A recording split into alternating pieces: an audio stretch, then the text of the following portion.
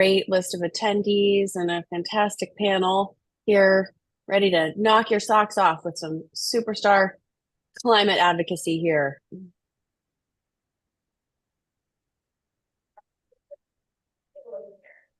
Hi, folks. Thanks for joining.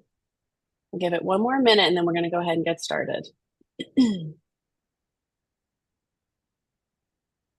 All right. Well, welcome, everyone. I'm Lena Moffitt. I'm Evergreen Action's Executive Director, and I'm so thrilled to be your host today. We are excited to talk with you about our new Evergreen Action Plan 2.0 and the promise of continued climate leadership. We are going to talk about the stakes of what's ahead and the opportunity that can come with those bold policies that we know are possible to usher in the thriving clean energy economy that we see taking shape across the country already. But before we get started, I want to introduce our star-studded panel here. We are so thrilled to have these leaders with us. First and foremost, let me introduce Washington Governor Jay Inslee, a dear friend of Evergreen and has been one of, if not the most impactful governors on climate action in U.S. history. He's transformed Washington State's climate policy and oversaw the passage of nation-leading 100% clean electricity and economy-wide carbon reduction laws, as well as landmark clean fuels and environmental justice legislation. Before he was governor, Governor Inslee spent many years in Congress, where he was known as a forward-thinking leader on clean energy and climate change. And the predecessor to the plan we're unveiling today was a direct outgrowth of the climate plan at the heart of the governor's 2020 presidential campaign. After the campaign, it became the first Evergreen Action Plan and directly influenced the Biden-Harris administration's climate commitments, the Inflation Reduction Act, and state policies around the country. Our organization is proud to be a small part of Governor Inslee's climate legacy, and I'm so happy to see you again, Governor. Thank you so much for joining us. Thank you. All right, next we have Sonia Aggarwal, the CEO of Energy Innovation, an energy and climate policy think tank focused on reducing emissions at the speed and scale required for a safe climate future. Before her recent return to EI, Sonia worked with the Biden-Harris administration, serving as the special assistant to the president for climate policy innovation and deployment.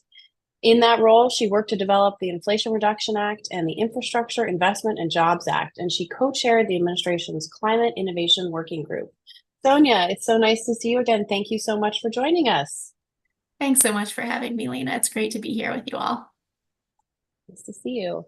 Next, we have Jade Begay, who is on the board of directors at Evergreen and is the former director of policy and advocacy at Indian Collective. She's a citizen of the Tesuque Pueblo and is also Dene and Southern Ute. Jade works at the intersections of storytelling, narrative strategy, climate and environmental justice, and Indigenous rights policy, both at the domestic and international levels.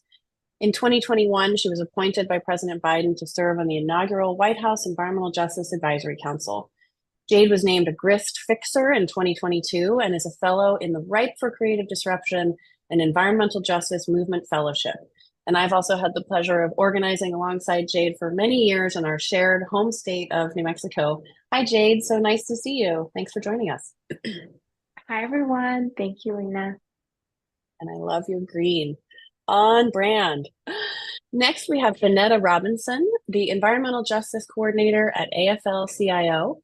Previously, Bennetta served as an Environmental Justice Program Manager at One Voice, Inc., and as a Program Officer at the Institute for Sustainable Communities. She has deep experience helping provide financial resources and capacity building opportunities to ensure grassroots and community-based organizations and local governments collaboratively implement equitable, data-driven climate solutions. As a researcher, Bennetta has analyzed the effects of oil and gas wells in communities of color along Cancer Alley, modeled the impacts of natural disasters on vulnerable populations, and documented the challenges of collective bargaining in southern U.S. states.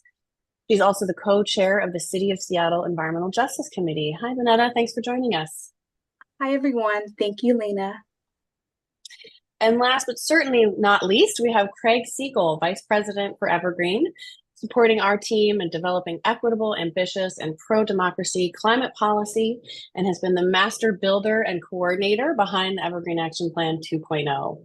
This was a job Craig was well suited for, as he spent his career in climate policy and advocacy, and he finished nearly a decade in state government as Deputy Executive Director at the California Air Resources Board, or CARB, where his team developed the world's most ambitious vehicle electrification rules, moved billions of dollars to underserved communities to support cleaner air, and steered a multi-state campaign to protect environmental laws under assault by the fossil fuel industry.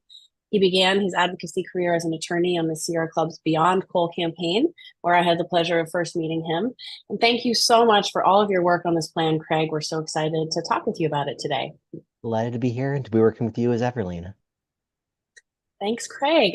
Okay, before we get started, just a couple of quick housekeeping notes. We're going to spend about the next 30 minutes hearing from our incredible panelists here about the plan and the opportunity ahead of us. And then we're going to spend about 10 minutes answering questions. But if you have a question while we are talking, go ahead and put it into the Q&A box at the bottom, and we'll do our best to get all of those questions answered. So again, thank you all so much for joining us. Let's dive in. And I know we only have the governor for about 20 more minutes. So we want to make good use of your time, Governor.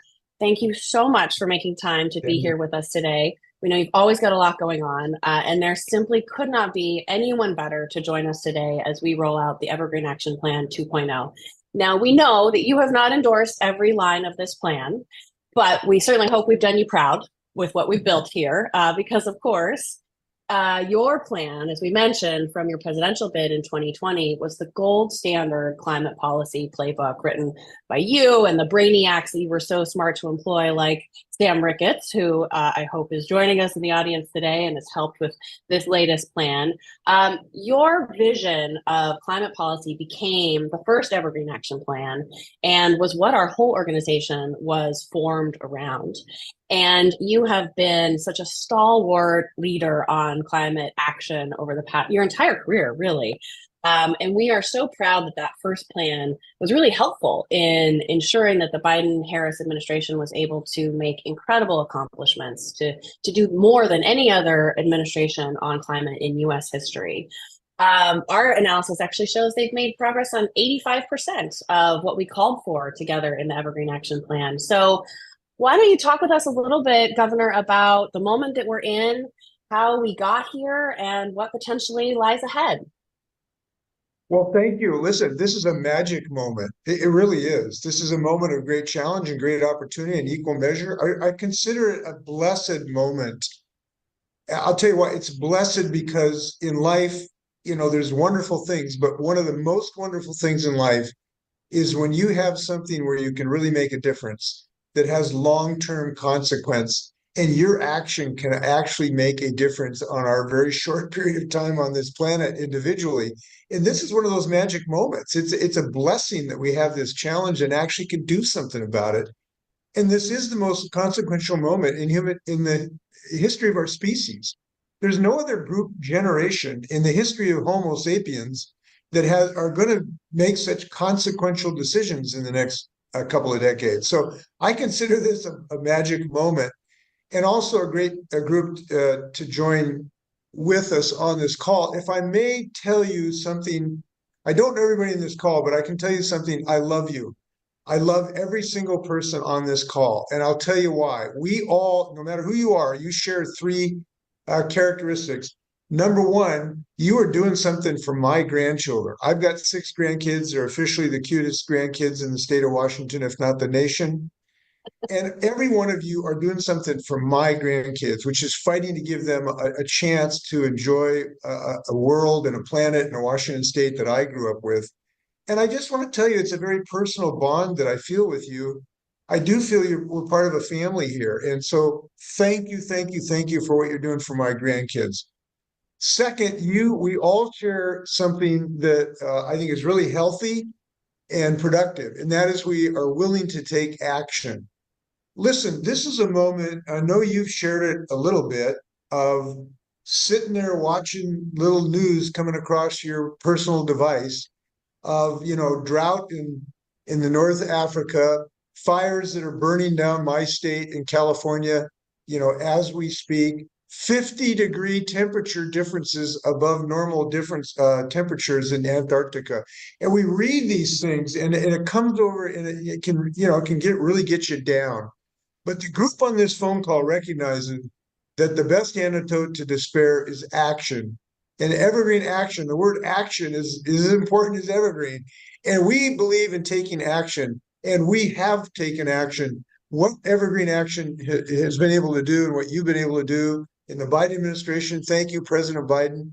And now we've got the prospect of another president who's really recognizes Kamala Harris really gets this deeply in her bones. So the sky's the limit on our ability to take the next step.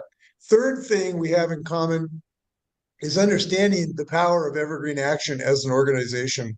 Look, this organization has caused more action in federal policy than any group since maybe the suffragettes or the civil rights movement in the 60s. It's incredible what they were able to do with the combination of Joe Biden and Kamala Harris in the White House, the policies we've been able to move forward. So I'm really thrilled to be with you. I do believe the sky's the limit on further action. I'm glad we have taken the next steps to continue this effort because we recognize we need to do more. This is a race. We started running faster in the last 3 years, but we got to pick up the pace given how fast this monster is moving. And I know in this action plan, there's chock-a-block with really reasonable proposals to accelerate that pace, which is going to continue our economic growth. I always finish on this. We are realizing spectacular economic growth in my state associated with this policies. Yesterday, I went to another company making marine batteries. We're going to run ferry boats with batteries now instead of diesel smoke, our next 5 electric boats. And yesterday, I went to this new company, and it's actually a Swedish company now, actually manufacturing these batteries in Marysville, Washington. We're building our economy like crazy. Evergreen Action is as much an economic development organization as it is a climate change one. So I'm really glad to be on this call. Thank you so much, Governor. Oh, it is always such a pleasure speaking with you. And I'll just tell you, I know I've told you this story before, but you inspired me to move across the country after graduate school and come to DC and try to pass comprehensive climate legislation.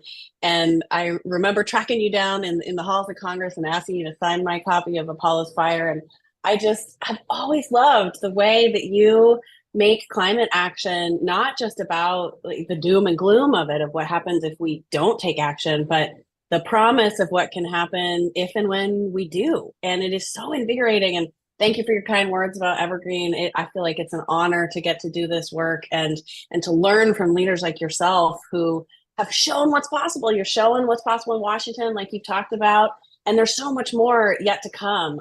So could you talk for a minute about that positive vision and why you have always found it so important to paint that positive story of the thriving, just economy we can build when we do take action to address the climate crisis? I think there's several reasons why it's important to think in these terms. Number one, it's good for your mental health. I'm serious about this. We need to be caring of our own mental health. This is a very positive thing for the human spirit to think about this in a positive, action-oriented, optimistic viewpoint, number one. Number two, it is valid. It is true. Nothing has been as effective in economic growth in my state and in the United States of the combination of state and federal policies that are growing these jobs like crazy. And by the way, it's not just kind of in blue or green states like mine. It's in rural, red political states where 60% of the investment has gone to build these jobs across the United States. These are small towns that have suffered because some of the technological changes. And now we're reinvesting in those small towns to give rural people job opportunities to build new batteries, to build electric cars, to put together solar panels. This is really something that is unifying for the United States. So we don't have this blue-red divide, rural, urban. And I think this is an undervalued asset of the work that we're doing. Third, it is just based on reality. Look, I'm not above bluster. I'm not above hyperbole. Okay, so I'm capable of that. But the fact is that I can't turn over a rock in my state without being able to see growth associated with these new investments that we're making. Take a look at Moses Lake, Washington. It's a rural area known for potatoes. So most of your potatoes came from Grant County. Best potatoes in the world. By the way, Idaho is in such second place. Our potatoes are so much better in Idaho. But, they potatoes for decades did it really well.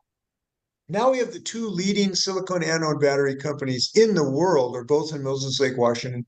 Thanks to the Inflation Reduction Act, we helped in some of our state policies as well. Right around the corner is a company making silane gas, which is the precursor for solar panels. Down the road, they're making jet fuel out of carbon dioxide and water. Talk about magic, spinning jet fuel from carbon dioxide. So those stories are ones that we trumpet, and every one of the policies in this second Evergreen Action Plan is going to help the continued growth of opportunities like that. So it's true, it's good for us, and it's working.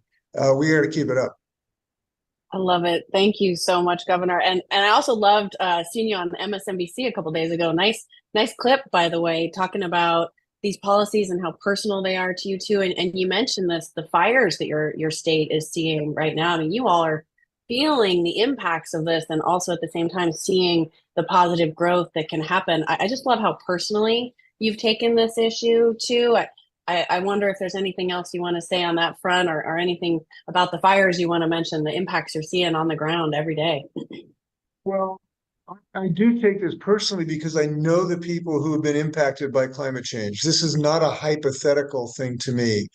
I drove through the ruins of Paradise, California a few years ago, a couple of weeks after 80 people lost their lives in that. I remember talking to a woman who lost her home, lost everything she had, how personally traumatizing that, even if you survive the fires. It's very personal. I remember meeting a 14-year-old girl, Jasmine, in the industrial sector of Seattle years ago, who told me that she was 11 years old, a Hispanic woman who lives next to these polluting industries and freeways.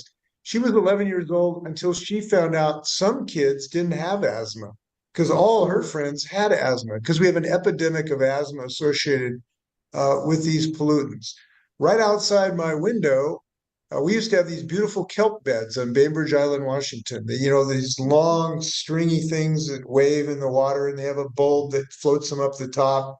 Otters love them, salmon love them. They're all gone. They've all disappeared. Right outside around my island used to be fringed with these beautiful kelp beds. They're gone. My grandkids are not going to be able to enjoy them. It's personal. This is not hypothetical. Now, this is why this is politically resonant now, because people are experiencing this in their personal lives of not being able to go outside. In the last 3 days, I've met 4 people who are I've just at happenstance, whose houses almost burned down in our fires in Washington State in the last 2 years.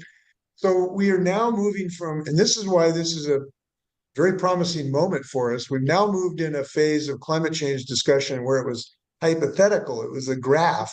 Now it is a personal response. We're in Phoenix, Arizona last week. The highest number of emergency room visits were asphalt burns.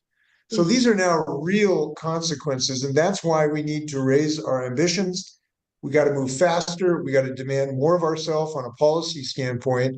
And that's why I'm thrilled by Evergreen Action 2 to continue to accelerate in the next stage. So the sky's the limit. I'm glad we're at it. Well, thank you so much, Governor. I know we only had you for the top of the call, but I want to say thank you again for making the time to join us with everything you got going on and just for your incredible leadership. You've inspired so many of us, and we're happy to be a part of your climate legacy, Governor. Thank you. Thanks for your leadership. Let's go make a new world. We can do this. All right. We can do it together. Thank Take you, care. Governor. Bye-bye. We'll talk soon. All right. Well, thank you so much to Governor Inslee. It's always a pleasure to be blessed with the OG godfather of Evergreen Action joining us at the top.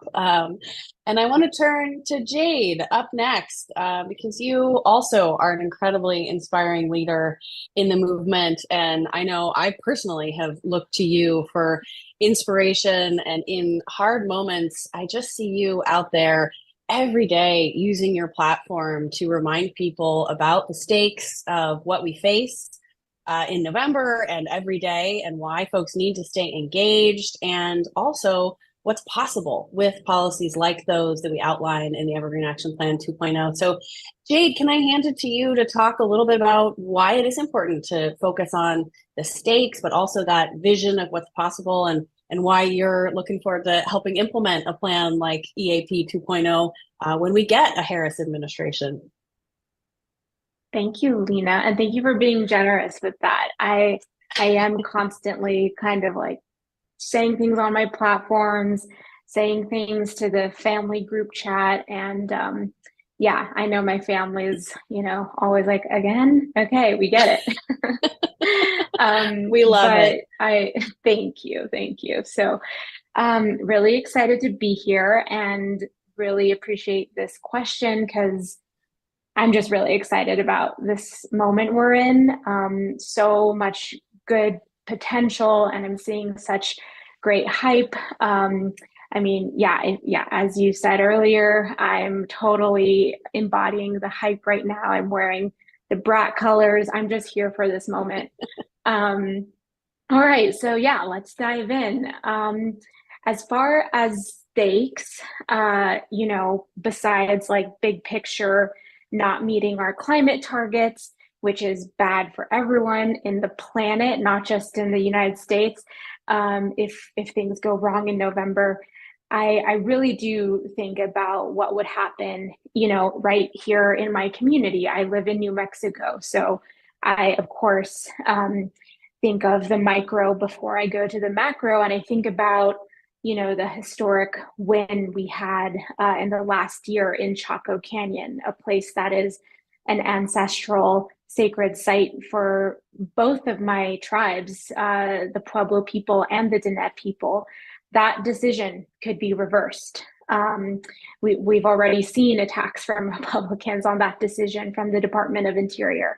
I think about other sacred sites in this region, Grand Canyon, Bears Ears, where there's been interest on the Republican side to attack the protections set for those places and bring back uranium mining, which has been, a historical, I would say a historical trauma for my people here in the Southwest. I look up to a place where I spend a lot of time and do a lot of work in, which is in the Pacific Northwest, specifically in the Tongass and in the Arctic, about how protections for those areas would be drawn back, and all of the massive expansion to oil drilling that we would see in all of these, oil drilling, mining, etc., that we would see in these places that are that really deserve to be protected, not just because they are sacred, not just because they are helpful to our climate goals, like the Tongass old growth forest, but because they are helpful to the local economies, as Governor was just talking about, the Tongass, the Arctic, the ways in which those places provide abundance to the local and regional economies. We need those places to be protected and to stay intact, and those protections to stay intact. Another thing I think about when it comes to stakes is the funding. Solving the climate crisis, building solutions is not cheap. I think everyone attending and on this call can agree with me. It takes a lot of investment, not just time, but resources. For tribes, the communities that I work with and serve, for the most part, we've seen historical amounts of funding come into our communities because of things like the Inflation Reduction Act, and these historical wins. We saw $366 million advance energy solutions in tribes from Department of Energy, We saw $800 million specifically set aside for tribes in the Inflation Reduction Act. And when it comes to like the larger climate movement, I want to kind of focus on just capacity and just like energy, physical, like personal energy to do this work. I know that we are most effective when we're not in constant rapid response and defending our communities and work from constant attack. I know that because I saw it happen over the last 4 years. During the first Trump administration, I saw my colleagues and myself just like burning out, and we were under constant attack. Over the last 4 years, I saw a major shift, not just in the larger movement, but in my organization, in the organizations I worked with, in the communities I worked with. We were able to put energy into building and creating and imagining solutions rather than just being in that constant grind of rapid response and urgent response to attacks. And staying in that mode is, like I said, really distracting from the important work we have to do to build solutions. And it's just exhausting to always be on the defense. And we need to really focus on the solutions right now, because we are on an actual clock when it comes to the climate crisis. But speaking of solutions, we need to keep hard-won solutions in place, such as funding from the IRA and programs like the American Climate Corps, where we're seeing, it really take off in a really amazing way. I work in a lot of different communities, and something that I see a lot of is that we need, especially in tribal and rural communities, is we need a lot of capacity, a lot of hands and bodies working in these places to actualize these large climate projects, like renewable energy and land restoration and climate adaptation from, fires and flooding. For, Native and Indigenous communities, we've seen a lot of land backwinds. But we don't always talk about what happens after the land is back. And it actually takes a lot of work. This idea of co-management or land management requires a lot of physical work. And so, programs like American Climate Corps and others, there's a tribal specific program, which I'm forgetting the name of right now. These help bring young people into our communities to do this work. And that's what we need more of, not less of. And I know if things go bad in November, we're taking steps backwards.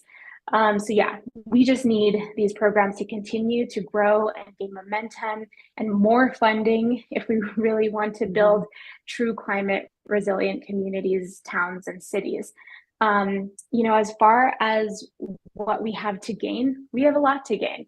I want to kind of zoom out from just the climate sector for a second, because we know that building environmental and climate justice is connected to larger frameworks of justice and reckoning with this country's past.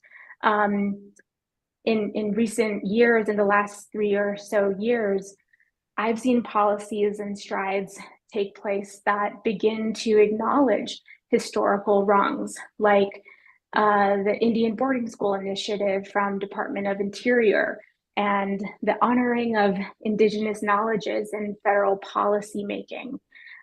Here in New Mexico, the Downwinders Compensation Act and progress and payment and progress on that for folks in New Mexico.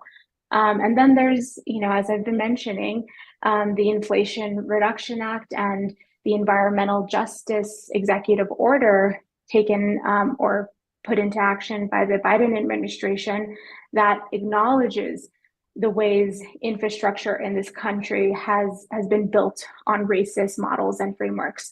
And it's these kinds of acknowledgements and decisions of righting past wrongs that are critical in how we shape future climate and economic and infrastructure policies. And I believe that actually this idea of repair needs to be the foundation of how we build climate justice and economic justice and so on as we move on. So, I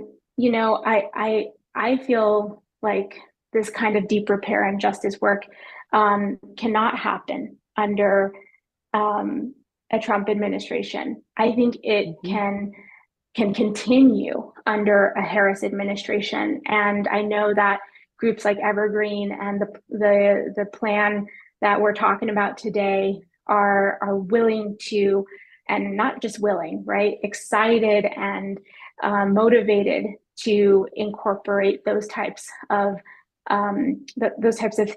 thinking about the historical context and building that into how we move forward and how we really shape, what does climate justice really mean? So I'm hyped. That's why I'm getting behind all of this. And I'm just here for this plan, and I'm here for, getting out in the streets and rallying behind the Harris campaign this year, or the next few months. 100 days, less than 100 days. Oh, it's so short, and it's all the more reason why we need leaders like yourself out there every day working so hard to make sure we get it. Well, thank you so much, Jade. It's all the reasons why we're so lucky to have you as a board member at Evergreen, and it's such a pleasure getting to do this work with leaders like yourself and all of our panel members, where there is joy in the work that we can do together. And like the Gov said, for our mental health, and like you said, in this positive frame, it's better for all of us to be able to think about what can happen and what we can usher in when we get these positive policies and continue them, like you've noted. So for all of you policy wonks out there, which I know there are likely many, let's get to the details of what we're talking about in this plan. I'm so excited to turn it over to Craig, Vice President at Evergreen Action. I know this plan has been a labor of love for you for over a year now, where you have done the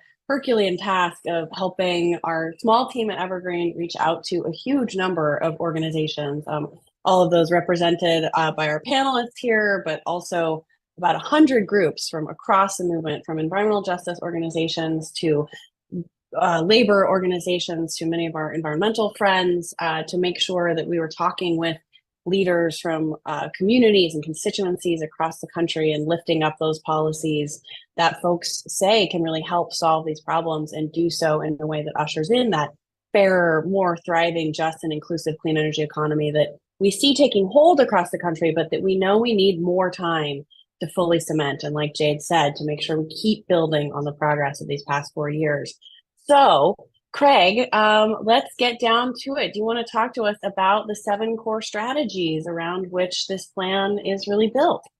I do. And I think I want to begin where my co-panelists stopped, which is talking about how this emerges from this community and this ethos of repair. So the very first thing to say is thank you. What I'm about to talk about comes out of, as Lena has just said, like well over 100 conversations, and more to the point, decades of work across the community. We have built to a point where, as Governor Inslee was saying, we can actually see a positive future, and as Jay Begay was just saying, where we can as a community drive forward. So I want to talk about what we could have. And a lot of what we could have, what we could build together, emerges honestly from the moment a few years ago when Vice President Harris cast the deciding vote for the biggest climate action in our history, that Evergreen that worked so hard on, that the labor movement worked so hard on, that the environmental justice movement worked so hard on, in the Inflation Reduction Act, that created a moment where now, assuming we move forward, assuming that we can all keep working together, we can go from a place where we were building a foundation, an exceptional foundation.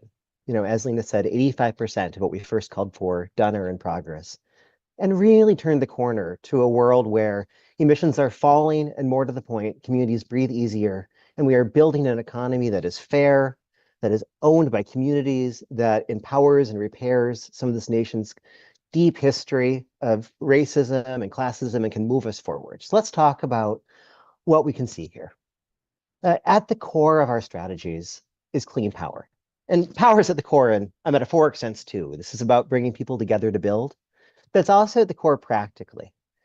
Courtesy the Inflation Reduction Act, courtesy years of organizing, we're now in a place where the cleanest possible power is renewable power. Renewable power, energy efficiency, storage.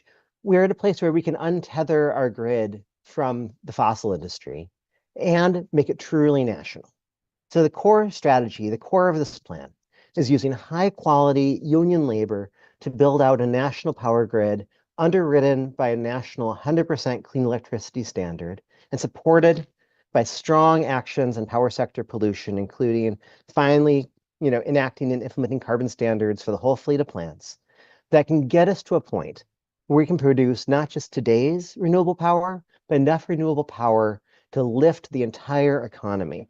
So, hauling up the upward spiral to power our cars, our homes, our industries, put us in a place too where that renewable power is being produced in ways that can really empower communities. So whether it's tribal nations that can help power the world, now with clean power and benefit from those royalties, or whether it's thousands of workers at IBEW or the building trades building the grid we need, we're talking about a vision here of deep investment, of knitting together the fragmented grid with clean power to power us all. What would that let us do?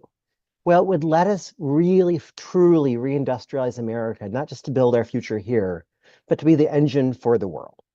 We all know there has been a story over the last several decades of deindustrialization, of communities hurting, of jobs going overseas, and of remaining industry being heavily polluting, burdening Black and Brown communities, and of workers who increasingly see their jobs feeling tenuous in a world that is shifting to, away from older facilities that need reinvestment, and in a world where we'd have far too little support for unions. That doesn't have to be our future. So we're talking about a world where we pass the PRO Act, where we support unionization, where we tie federal investments and community benefit plans directly to those big dollars coming out of the Inflation Reduction Act, and of new investments that can actually repower our steel industry, our cement industry, that can heat the vast array of industrial processes across this country with renewable power, and get to a point where we are producing clean energy at home that can drive forward a mass manufacturing renaissance, that can build all the machines, all the tools we need, the heat pumps, the turbines, the solar panels that can move us forward, and also put us in a position to export ideas, to export products to the rest of the world in ways that also rebuild our industrial core. We want to be a country where anyone can get a good paying union job building the things we need to tackle the climate crisis.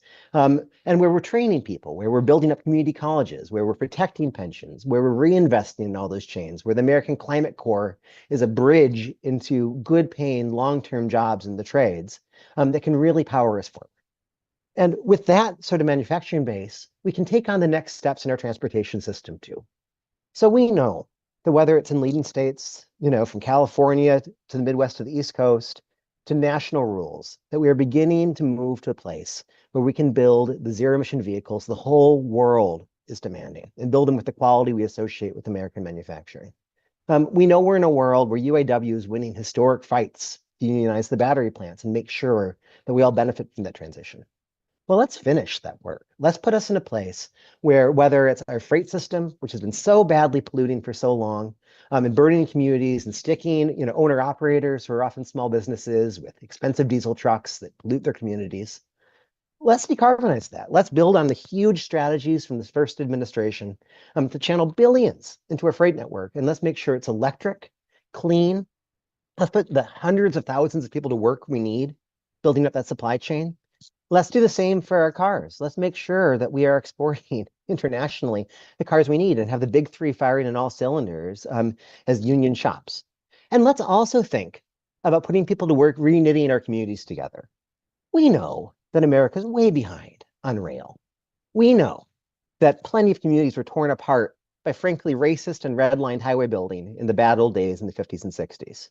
And we know that system isn't what we need. Let's build dense, housing-rich, affordable communities that are networked by buses so our kids can go safely to school and can walk happily so our elders have clean air. Let's think about this together. And as we do, let's think about our homes. So we now have all this clean power. We have all these heat pumps we're making. Let's make sure our homes and our buildings are safe inside. We don't need tailpipes in our homes to our water heaters spewing out pollution that also adds smog outside. And we also have a huge chance to retrofit homes. I mean, we know we put people to work making homes energy efficient, affordable.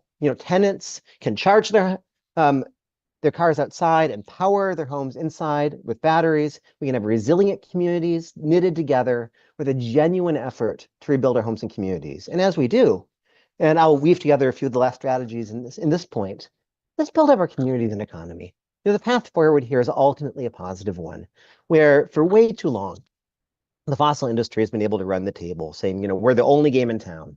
We're going to leave you polluted. We're going to cut and run with their big money. And, we don't really care about you. We'll leave behind our spills. Well, we don't need that future anymore.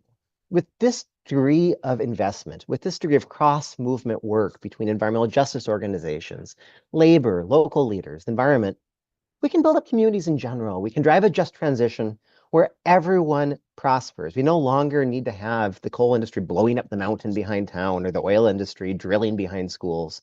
That doesn't need to be our future if we durably reinvest in government. And what that will let us do, and these are the last 2 points in the plan, and I just want to talk a little bit about its themes, is will let us drive forward a real renaissance in our local governments that have too long been under-resourced, and it will let us lead abroad, because it will show that we've built a country that genuinely cares about its people, that does not tie them forever to the dying fossil industry, but instead makes sure that we can compete, that we can move forward, and that we can really, truly invest in our people. So what does that mean for our democracy? Let me just take a second on this. We are talking here about a climate policy that isn't just about tons. We're talking about a climate policy that is about justice, really, truly climate justice and reinvestment. We are in a moment of peril in which the fossil industry has legitimately bought off a presidential candidate who is begging $1 billion in bribes to them to do their bidding. We are at a moment where the Supreme Court is packed with justices who would core of our system. We are at a moment where our freedoms are under threat. And that is a moment when climate policy can respond, because we aren't just talking about, electric vehicles, great though those are, or clean power. We are talking about an ethos that doesn't just sort of transfer the economy to a new wave of, Elon Musk's, right? We want a world that vigorously empowers communities, that empowers workers, that is fair to people so people can see that democracies can do big things, that enforces the environmental laws, that cares about antitrust and fights back against vast concentrations of money and power. We can do this if we invest in the way we have begun and if we build as a movement in the way that we have built. We can insist that our vision is not just about emissions, is not just about stabilizing the climate, even though that's a world historical task, but about beginning to put the economy back in the hands of the people. The right has this fake populism. They say, hey, the only way to go forward is to tether us to the fossil industry and to re-empower the same coal and oil barons who've hurt us for so long with their vast, racist, deadly history of fossil extraction. But we can have a better vision if we come together. We can build a real economy, and more to the point, a society that cares about people, in which our kids can afford, can go to affordable, high-quality childcare, our people have good health care, and we are transitioning into a better future. And we really think the clean energy and an economy based on it is at the core of that vision. So, I hope as we all think together, that can motivate us, that we can build together. And then with that, let me kick back to you. Thank you so much, Craig. And that is absolutely the hope, that we can take a 54-page policy document and inspire people to action and invigorate folks to get out there and help ensure we get 4 more years of climate leadership. And we sure do love to live in that space and manifest the positive. And Sonia, I want to turn to you. You are one of the country and the world's most preeminent experts on the policies that can help us enact that more positive future and that vision of bold climate policies, as you've had a hand in helping write big pieces of it when you were in the White House and helping shape the Inflation Reduction Act. So I hate to take us away from that positive world, but I also want to enlist your skills in putting real quantifications to the impacts of policies of all types. So we know that there's so much promise with more climate leadership, but that Trump and the GOP have a very different plan. As folks have likely heard about in the news, Project 2025 is a plan from the Heritage Foundation and a bunch of former Trump cronies that really doubles down on the past and takes us backwards and would gut our federal agencies' ability to protect us from pollution and hinder our ability to tackle the climate crisis and erode this progress that we have seen. Energy innovation is so good at this, at painting the picture of exactly the impacts of these different types of policies. So Could you paint that picture for us a bit of the difference between these two policy paths that our country faces right now, with the 2025 Project 2025 plan from the Heritage Foundation and Trump and his folks, as much as he wants to run away from it, versus those bold climate policies like we see outlined in the Evergreen Action Plan, and what would mean for our communities and our country? Yeah, thank you, Lena. And I would just start by saying the difference is absolutely stark. It is night and day between these two futures. The policies that follow through on the biggest clean energy opportunities, that the ones that you've outlined in your plan, they really move us forward. They deliver what we all are trying to do for our families, for our communities. They would provide us with cleaner water, cleaner air, really good paying jobs, and an industrial renaissance, the likes of which we haven't seen since World War II. I mean, this is already beginning, and right now is the moment we need to see that follow through. Otherwise, I feel like we have this incredible opportunity that is just beginning that we will see slip through our fingers. They'll also deliver more equity and more opportunity for clean and affordable housing. And you know, it's really looks quite the opposite if we are going in the other direction. And we're running the numbers here at Energy Innovation, and I can just preview a little bit that it is clear with bold policies, we can still avoid the most dangerous impacts of climate change. We can still meet our climate goals. We still can cut pollution in half by 2030, but we are not quite yet on track to do that. We have made incredible progress over the last few years, but we have more to do. And it is the policies that you have outlined in this plan that can really help us to deliver that overall cut in emissions. So we need that continued leadership at the federal level and the policies that are outlined here. On the other side, Project 2025 would rewind everything that we have worked so hard to achieve.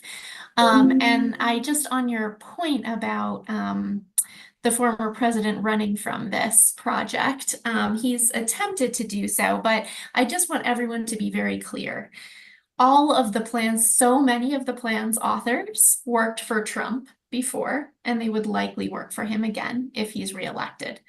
And the plan that they have outlined is dangerous in so many ways, including on climate.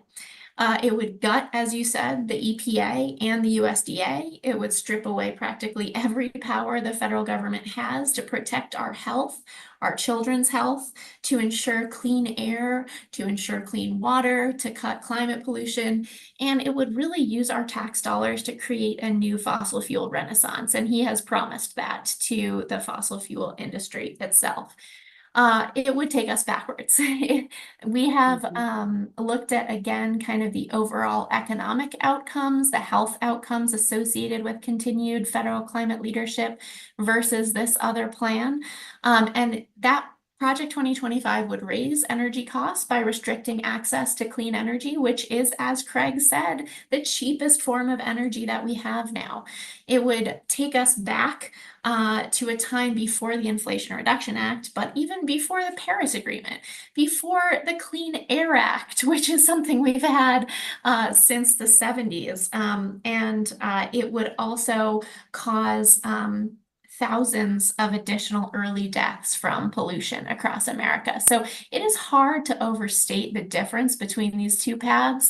The science is clear, the choice is clear, and it is the policies that we all can identify here in this plan that follow through on so much of the work that's been happening over the last few years, that so many people on this call, who I love, just like Governor Inslee loves all of you. I love all of you for all the work we've all been doing together over the last few years to take us forward. We can do this, and we can get all of these economic benefits, pollution and improved health benefits, and climate benefits if we make the choice.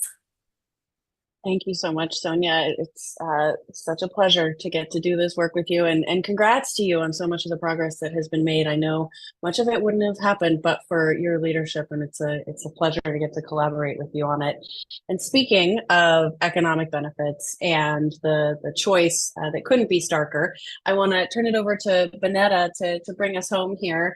And thank you, Bennetta, for the work that you've done throughout your career, working with groups on the ground and labor organizations, helping ensure that policy is both well designed and well implemented to have those real positive, tangible benefits for people. And I'm curious if you could talk with us a bit about what bold climate policies like those that we included in the EAP 2.0 could mean for workers and communities specifically. Yeah.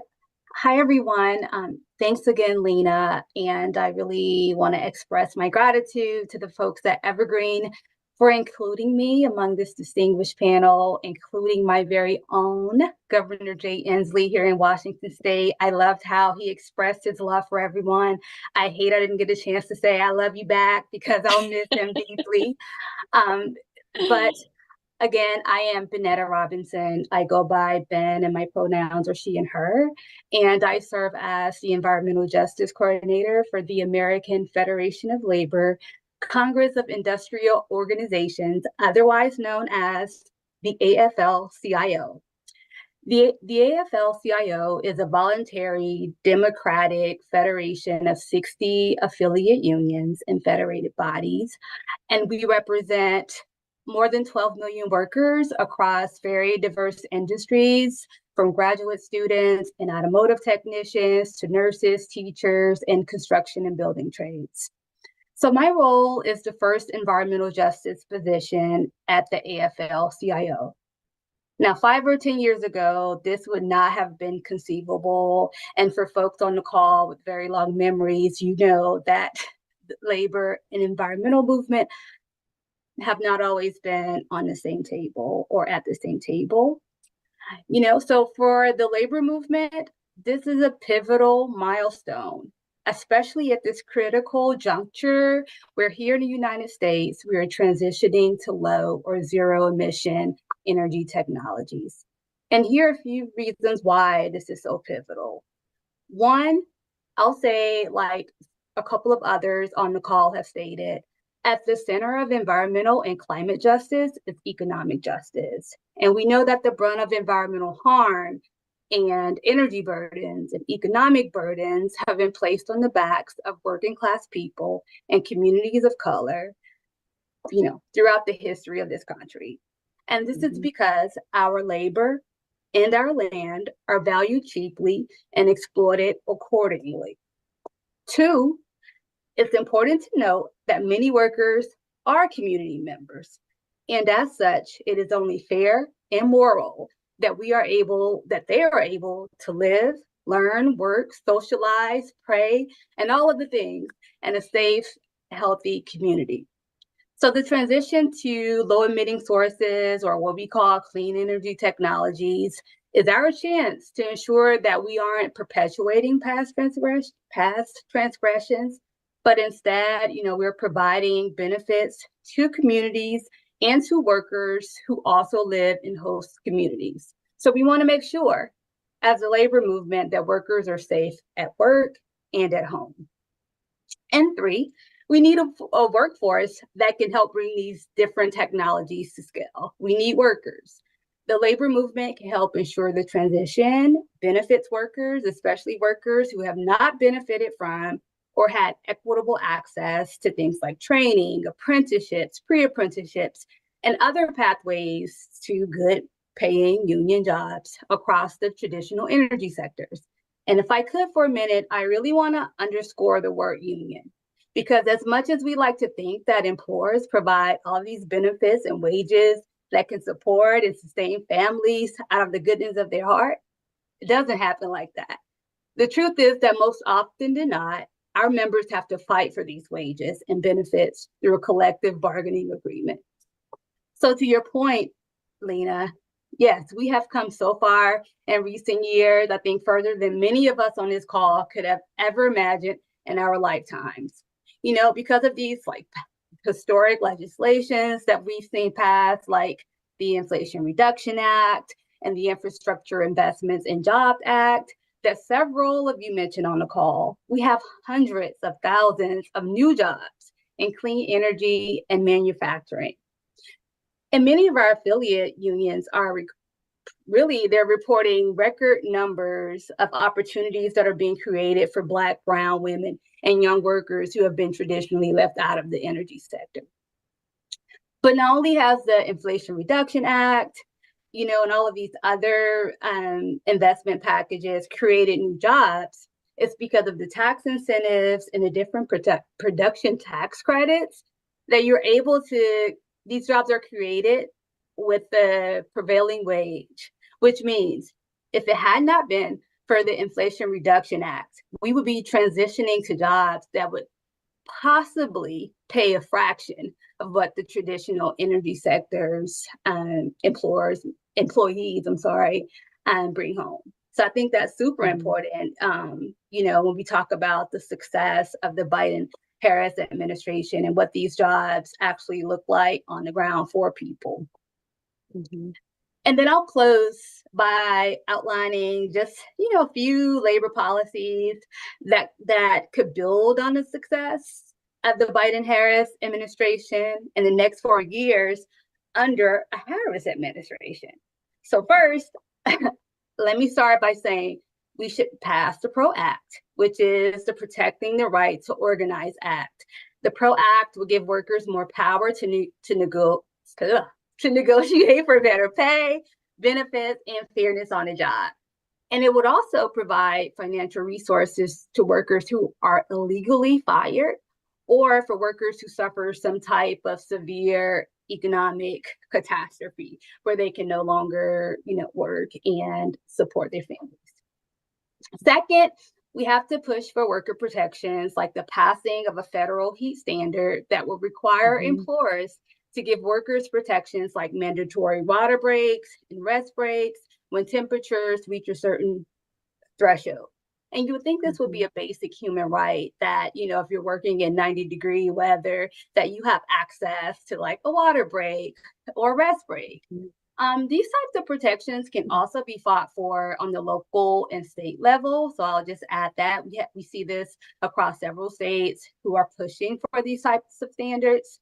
And this is really important because if you think about occupational segregation and the way that it's based on race and gender, it's alarming that Black, Latino, tribal, and other workers of color are exposed to extreme heat conditions, both outdoor and indoor, making them disproportionately exposed to heat-related illnesses like dehydration, stroke, heart attacks, respiratory illnesses like asthma, and even death on the job.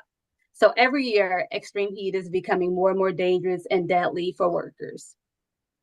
And third, I'll say we have to ensure that there's a successful implementation of Justice 40 to ensure that the Biden-Harris administration achieves what it sets out to do under this Justice 40 initiative, which is to ensure that 40% of the benefits created from these federal investments land in Justice 40 or historically marginalized communities. And I'll say, Lena, I live in Seattle, but I'm from Mississippi, so it's probably taking a little longer. And I say that because it made me think about the rural opportunities that Governor Inslee spoke about. It's super important that we talk about how the rural communities of the U.S., and I'm speaking particularly on behalf of the South, which is where I'm from. As someone from a small town, and nearly 40 years ago, my hometown became the site of a nuclear power facility. So this power facility became operational 40 years ago in my small town, which is mostly Black, mostly working class. And to this day, my town is a food desert.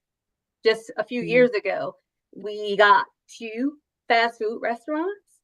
And growing up, I don't know many kids from my community who went on to become engineers or researchers or scientists at this facility, even though we're in proximity to a HBCU and several trade schools. So what do benefits really look like for communities, particularly rural communities?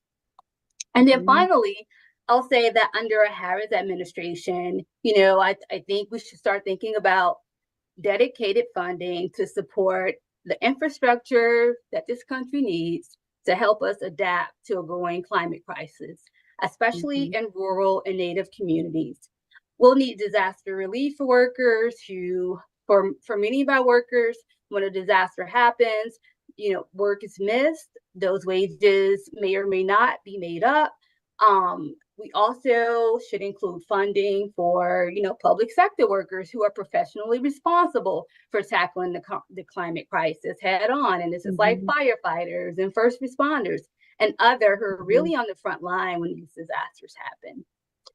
And then I'll close. I know we're at time, but if I could close by really stressing the importance of like the policy piece. So I think sometimes policy isn't lifted up as much as it should be, but it's super important for advocacy and on the ground organizing.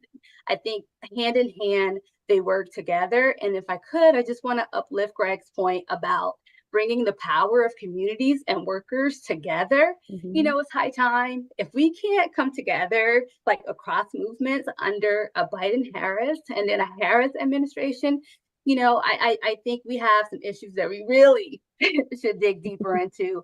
And so I think, you know, under an undesirable outcome, all of our movements are under attack, and you know this is just the perfect time for us to think about how can we leverage the strength across all of our movements.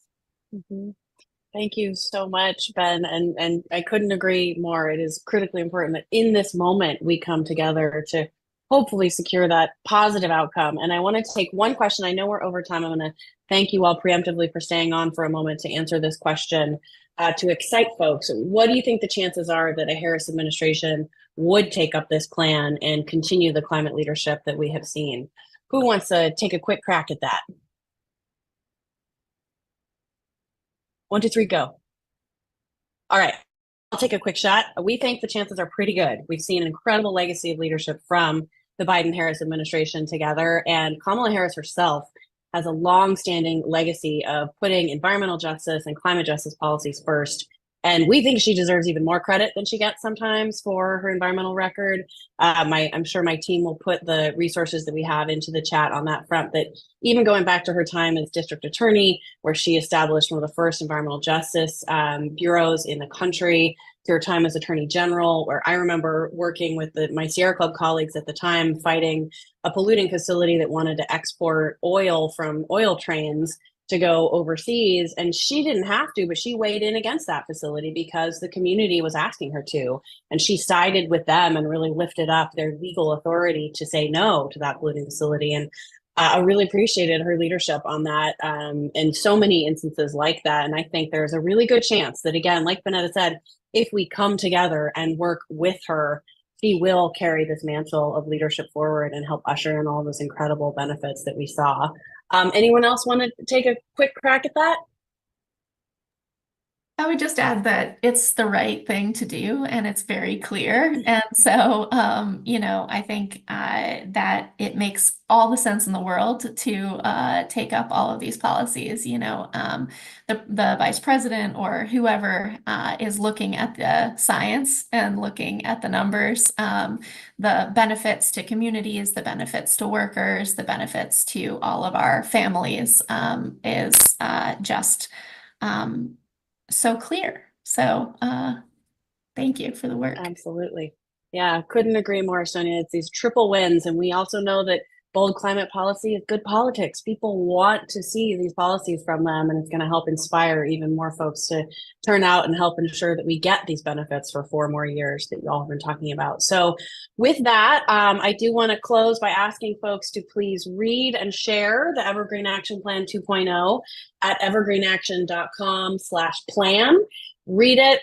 We're going to put a link in the chat to retweet it to help us get this out far and wide for even more policy wonks of the world to unite and take this 54-page plan and turn it into reality, just like we did with the first Evergreen Action Plan. And thank you all so much for joining us. Thank you to my incredible illustrious panelists here. It's such a joy to do this work with you all, and I look forward to 4 more years of climate leadership. Thank you all again, and thanks to the audience, and we will talk soon. Thanks, folks. Thank you.